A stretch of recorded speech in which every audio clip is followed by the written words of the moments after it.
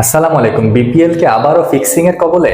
আপনারা কিন্তু কিছুদিন আগেই জেনেছিলেন যে এই ঢাকা ক্যাপিটালস আইসিসির যে ফিক্সিং ইস্যুগুলো খুঁজে বের করে, তো ফিক্সিং দমন কর্মকর্তারা খুব অ্যাক্টিভ ছিল। সেই টিমটা কিন্তু ঢাকা ক্যাপিটালস এর হোটেল রুমে সরাসরি হামলা দেয় এবং এই ঢাকা ক্যাপিটালস এর যে ম্যানেজার, তার ফোন কিন্তু 5 দিন ধরে তার কাছে আটকা ছিল এবং রমনুল্লাহ গুলবাজের ফোন সাথে সাথে নিয়ে চেক শুরু করে এবং আরো অনেক যারা ছিল তাদের কাছ থেকেও কিন্তু ফোন নিয়ে চেক শুরু করে, যাদের যাদের সন্দেহ সৃষ্টি হয়েছিল।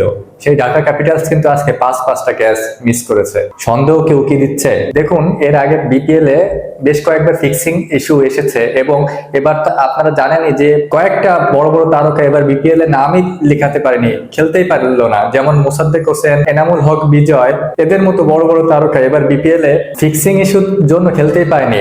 আজকে ঢাকা এবং রংপুরের ম্যাচে সেই ফিক্সিং ইস্যু কি আবারও নাড়া দিল, আবারও কি স্মরণ করিয়ে দিল? এর কারণও আছে। দেখুন, আজকে ঢাকা পাঁচটা ক্যাচ ছেড়েছে। আজকের ম্যাচটা কি ম্যাচ আপনারা বুঝতেই পারতেছেন যে রংপুর ঢাকা দুইজনের জন্য do or die match. Rangpur হারলে বাদ অবশ্য পড়তেছে না, কিন্তু লাস্টের ম্যাচ তাদের ডু অর ডাই হয়ে যেত এবং ঢাকা হারা মানেই তারা বাদ টুর্নামেন্ট থেকে, আর কোনো যদি কিন্তু নাই। এমন একটা ম্যাচে এসে ঢাকা ছাড়লো পাঁচটা ক্যাচ।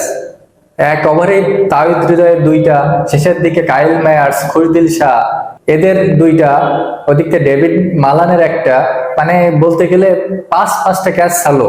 সাইফুদ্দিন তো রাগে, তার চোখে মুখে রাগের এক ধরনের ঝলকানি দেখা গেল এবং তাসকিন আহমেদ শুরু করে সবাই প্রায় অনেক রাগান্বিত ছিল। বলাররা যেভাবে করে ক্যাচ খেলতেছিল, মনে হচ্ছিল যেন ব্যাটসম্যানদের বলেই দেওয়া আছে যে তোমরা মারবা আর আমরা ক্যাচ ছেড়ে দেবো। এমন মনে হয় আগের থেকে বলেই দেওয়া, এমনই মনে হচ্ছিল আজকের ম্যাচ দেখে। দেখুন, আজকে রংপুর রাইডার্স 181 রান করেছে, কিন্তু এই 181 রান, এই রানটা হইতো না। কিন্তু তাদের ওপেনিং জুটি প্রায় 120+ রানের জুটি করেছে। টুর্নামেন্টের হায়েস্ট 3য় নম্বরে তাদের জুটিটি রয়েছে, কিন্তু এই জুটিটা কিন্তু প্রথমেই ভেঙে যেতে পারতো। তাহিদ হৃদয়ের সহজতম ক্যাচ বাউন্ডারি লাইন থেকে মিস জাস্টিফাইয়ের কারণে মিস করা হয় এবং আরেকটা সহজতম ক্যাচ লং অনের উপরে উঠিয়ে দেয়, কিন্তু ওসমান খান হাতের তালুর উপর পড়েও ফেলে দেয়।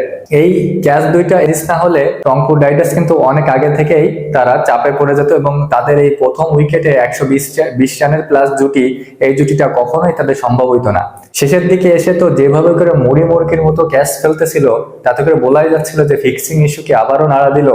দেখুন, ফিক্সিং ইস্যুর জন্য গত কয়েকবার ধরেই বিভিন্ন রকমের বিভিন্ন কথা চলে আসতেছে। আলাউদ্দিন বাবুর বড় নো বল, এনামুল হক বিজয়, মোসাদ্দেক হোসেন সৈকত, এদের মতো বড় বড় প্লেয়ারদের নাম জড়িয়ে আছে ফিক্সিং ইস্যুতে। এটা সঠিক কি ভুল এখনো সেটা তথ্য পাওয়া যায়নি, কিন্তু কিছুটা যে হয়েছে এবং আগের পরে যে হয়েছে সেটা কিন্তু বলাই যায়। বিপিএল এ 11-12তম আসরে এসে আবারও কি কলঙ্কের দাগ লাগবে? এবার বিসিবি বলেছিল যে এবার বিপিএল হবে ফ্রেশ এবং নির্ভুল। কতটুকু এই বিসিবি পারলো ফ্রেশ এবং নিখাত করতে, আপনাদের কাছেই প্রশ্ন ছুড়ে দেওয়া হলো।